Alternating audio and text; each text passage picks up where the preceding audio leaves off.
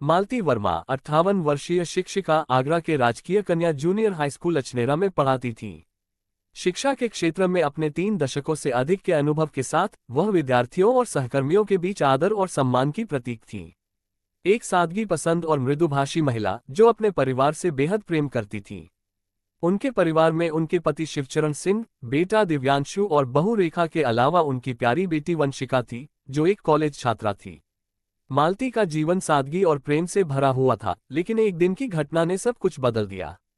30 सितंबर का दिन था जब मालती वर्मा के जीवन में वह भयानक मोड़ आया। उस दिन उनके मोबाइल पर एक अज्ञात नंबर से व्हाट्सएप कॉल आया।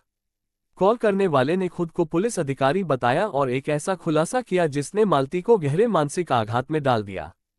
कॉलर ने कहा, आपकी बेटी वंशिका एक सेक्स रैकेट में फंस चुकी है। उसे जेल से छुड़ाने के लिए आपको 1 लाख रुपए भेजने होंगे, वरना उसकी वीडियो वायरल कर दी जाएगी। ये सुनते ही मालती वर्मा घबरा गईं। वह तुरंत अपने बेटे दिव्यांशु को फोन किया और पूरी स्थिति बताई। दिव्यांशु ने मामले को समझते हुए उन्हें तुरंत आश्वासन दिया कि यह सिर्फ एक धोखाधड़ी है। उसने अपनी मां को समझाने की कोशिश की कि वंशिका बिल्कुल सुरक्षित है और यह केवल एक जालसाजी है।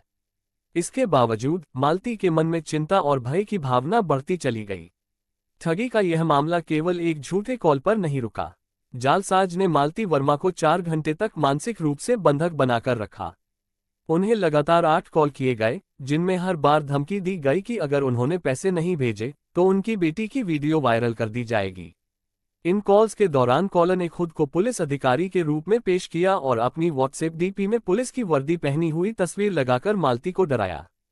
हालांकि मालती का बेटा दिव्यांशु समझ चुका था कि यह एक फर्जी कॉल है। उसने अपनी मां को समझाने की पूरी कोशिश की। उसने वंशिका से संपर्क किया और वीडियो कॉल के माध्यम से अपनी मां को दिखाया कि वह बिल्कुल सुरक्षित है और कॉलेज में है। वंशिका की सुरक्षा को देखकर भी मालती की चिंता कम नहीं हुई।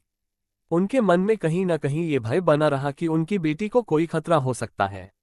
जालसाज ने मालती की भावनाओं का फायदा उठाते हुए उन्हें लगातार मानसिक रूप से परेशान किया। उस दिन स्कूल से घर लौटने के बाद मालती वर्मा की तबीयत बिगड़ने लगी।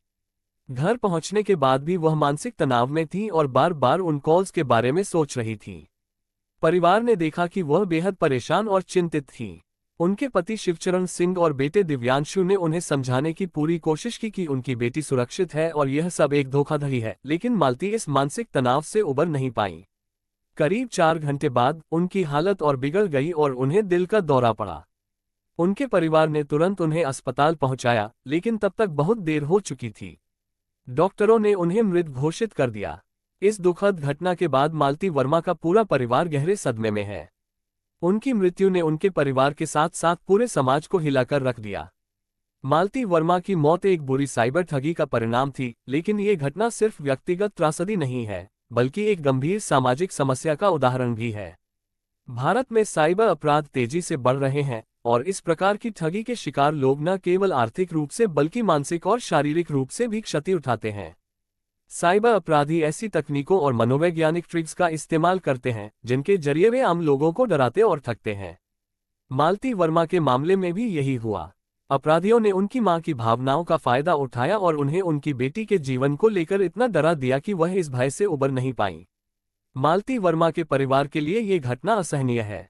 उनके बेटे दिव्यांशु, पति शिवचरण सिंह और बहू रेखा इस नुकसान से गहरे सदमे में हैं। दिव्यांशु, जो अपनी मां को बार बार समझा रहा था कि यह सब फर्जी है, खुद को दोषी मानता है कि वह अपनी मां को इस सदमे से बचा नहीं पाया। उनके पति शिवचरण सिंह, जो मालती के जीवन साथी रहे, अब अकेले पड़ गए हैं। उनकी बहू रेखा, जो परिवार की देखभाल करती थी, अब अपनी सास को खोने का गहरा दुख झेल रही है। आगरा के बड़ी ईपी मयंक तिवारी ने कहा है कि इस मामले की गहन जांच की जा रही है और दोषियों के खिलाफ सख्त कार्रवाई की जाएगी। परिवार के साथ साथ पूरा समाज अब इस बात की उम्मीद कर रहा है कि न्याय मिले और ऐसे साइबर अपराधियों को सजा मिले जो लोगों के जीवन के साथ खिलवाड़ कर रहे हैं। मालती वर्मा की कहानी समाज के लिए एक चेतावनी है।